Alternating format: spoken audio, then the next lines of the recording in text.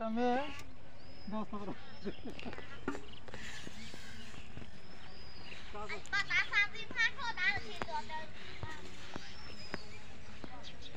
আপনি যে এই এখানে কিসের বীজ ফালাইতেছেন এটা? হ্যাঁ, মূলার বীজ। দেখলাম ভালোভাবে মাটিটা মিশিয়ে নিয়েছেন, খুব ভালো। আপনি তাতে খুশি কি? খুশি মানে অনেক খুশি। যাইক আলহামদুলিল্লাহ, যাইক আলহামদুলিল্লাহ।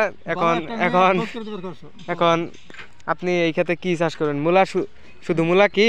মূলা, আলু। ও, যাইক আলহামদুলিল্লাহ। এটা এই এই এই এই এই কৃষকের বাড়ি হচ্ছে টাঙ্গাইলের মধুপুরে, মির্জাবিরন ব্রাহ্মণবাড়ি গ্রাম। তার কিছু জমিন আছে, সে নিজেই আবাদ ফসল করে থাকে, সারা জীবন এইভাবেই কাটায়। মাঝে মাঝে লোক নেয় কিছু, সে একা করতে পারে না।